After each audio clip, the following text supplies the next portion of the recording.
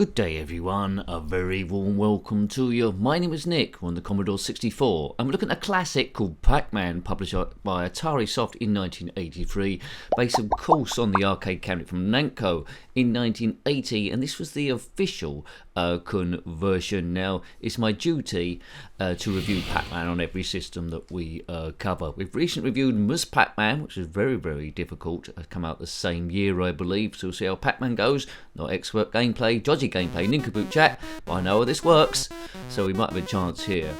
Music very similar to the arcades, although it's definitely got the Commodore 64 in it. Immediately I can see it's running slower than Mus Pac-Man. I feel we might have a chance. Mus Pac-Man was very, very difficult. Check out the review of that one. Go sing a much leisurely pace here. Here we go. Blue Maze, and I think it was continuous Blue Mazes. Mus Pac-Man, every 2 mazes you've got a bit of story and it changed colour. You know how Pac-Man works, don't you? We've reviewed it so many times on the channel in different ports and versions. And here it is again.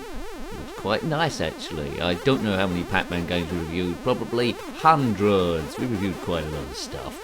Please, but this is good honest fun. Please subscribe if you haven't already. Big thank you to those people subscribed so far. We're having fun. We're beating stress through nostalgia and nincompoop chat, dodgy gameplay, all of the way. Now let's see how far I can get. I might get the occasional bit of fruit. And Mus Pac-Man, the ghost didn't stay blue very long once you got a power pill. Here, it's a little bit different. Right, woo-ba-doo-ba-doo. I'm trying to be systematic. Now, the pills, for some reason, aren't dots. They're sort of like, yeah, they're dashes, aren't they, really? Very weird. Pac-Man, the most disappointing conversion of Pac-Man on the Atari 2600. They was all dashes. It was a rather drab brown. Right, one maze done. Hooray! I'm doing okay here, folks.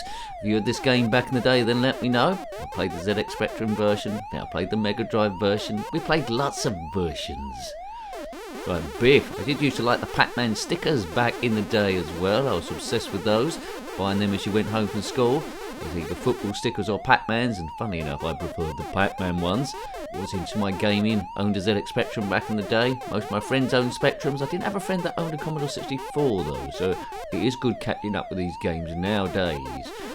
Music is pretty impressive on the Commodore 64. I'm impressed with the chip there. The animation of the Pac-Man's chomping is okay. It's not a direct, accurate arcade port, but it's good enough, and you get, you get your Pac-Man goodness from this. After completion of each maze, I think the ghosts are going to get slightly quicker each time. The AI seems fair without being degree standard, so you can sort of like give them the slip. You've just got to watch not to be cornered. Plan where you're going, okay, right. But right now, I should be able to get the rest of these, I think. Oh, yeah, that's it. That ghost is not going to come back on me, and that's done again. Now, it's this point where on Mus Pac-Man, it will be a cut interlude, and you get a bit of a story there. Here, there's no story, just going on and on and on. But that's not a criticism, because that's directly how the arcade game played as well. Now, still haven't done a Mus Pac-Man, Mus Pac-Mania, a nice isometric game, which Pac-Mania was, with jumping and all that sort of stuff. So if you can fix that, then please do so. Beep, beep, beep, beep, beep, beep, beep, beep. Oops, oh dear. See, that's what you don't want to do. You got to plan your route so ghosts coming down don't circle you. What's the longest time you've ever been playing Pac-Man? Let me know in one continuous game. Someone showed me, or I caught it on X the other day, formerly known as Twitter. On the arcade machine, there was a safe point in the maze, a dead area, where you can park your Pac-Man, similar to where I am now, and ghosts never would ever get you. Interesting. I never knew about that in the past. As far as I'm aware, that's never been replicated on any home computer conversion. If you're playing on MAME or whatever it's called, then it might have that in there as well. Kaboom!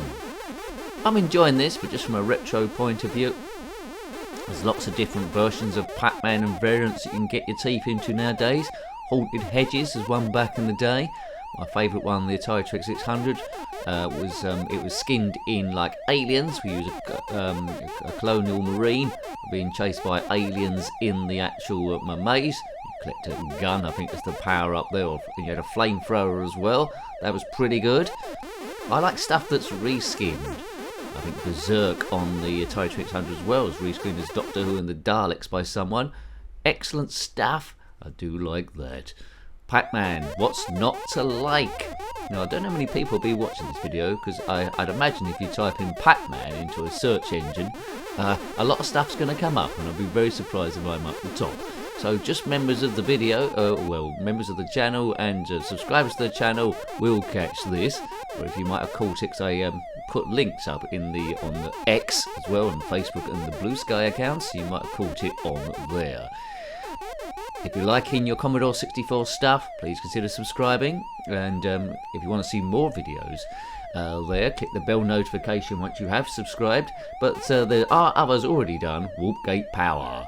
In the playlist, there's a link to that in the description below this video if you're on the main online.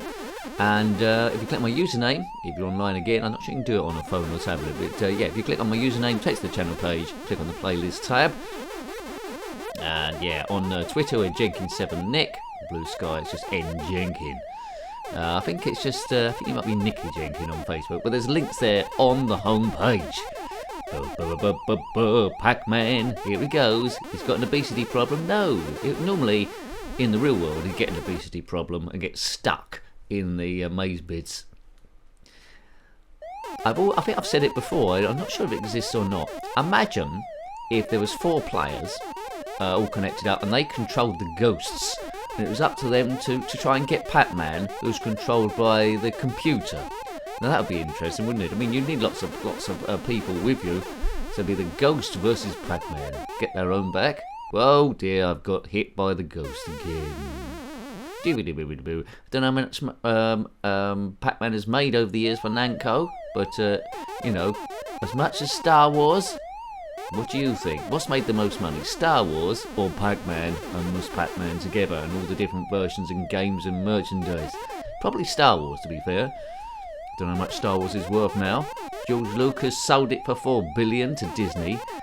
Disney have killed off all the most popular characters, in my opinion, and coming up with series that just don't work or don't sell. So I don't know if it's worth less now or what. That's just my opinion, though. Everyone's got their own opinions. Right, come on, this is it. I will just have one go on this game until I die, so it might last 10 minutes. That's what the aim is. It might last less than that. But I'm doing okay so far. Right, now it should get lightning fast now. There's a red ghost, there's a pink ghost, there's a green ghost, and there's a orangey brown type ghost. If you are one of those ghosts, and especially an orangey brown ghost, comment below what has made you orangey brown. 200 points if you chomp a ghost. If you chomp another ghost, it's double those points in the same round. And double and double and double. So that's where you get super points, and I think you get an extra point every 10,000. Oops. Oh god, the green ghost jumped in Pac-Mania. That was pretty good. There's a maze called the Jungly Steps, which I always thought was super duper. I don't know why no one's modded that game. Maybe it's tough to mod. Oops. Pac-Man can still go slightly quicker than the ghosts here. I got bothered there. Was that my last life? Is that my last life? I'm still going. Get ready! Last life, make it count, Nick. Use your power pills to the best advantage. 3D pack on the Spectrum, that was like going around a maze like from behind, like chase view. I think they've done this game to death everywhere. Right, warp gate power. Can the ghosts go through the warp gate? They might be able to. Oh, the red one's coming through. Yes, they can go through. Oh, goodness gracious. Great balls of dung, and I've been killed by a green ghost. Doo-ba-doo-ba-doo-ba-doo-ba-doo. Well, that was the official, game over. That was the official conversion of Pac-Man from Atarisoft, I think, although it don't say Atarisoft anywhere, so I hope it was. It certainly looked like it from the screenshots and the music there. It's a bit when someone tells me it's not, but I think it is. You can do 1 player or 2 player. If you do 2 player, then it's turn-based. F5 if you want to go up the difficulties there, but you can see for each one it was gradually getting more difficult. So hope you like to look at that rather classic game which has been requested. It was Pac-Man on the not the Atari 2600. What's going on? It was on the Commodore 64. We know this. Published by Atarisoft in 1983, based on that arcade cabinet from NAMCO in 1980. Got any comments about this game, similar games, or anything retro? Then please put that below. You're always welcome. Until next time, take great care of yourself and a very fond goodbye. Goodbye. Pac-Man, here he goes. He's got an obesity problem. No, normally in the real world he'd get an obesity problem and get stuck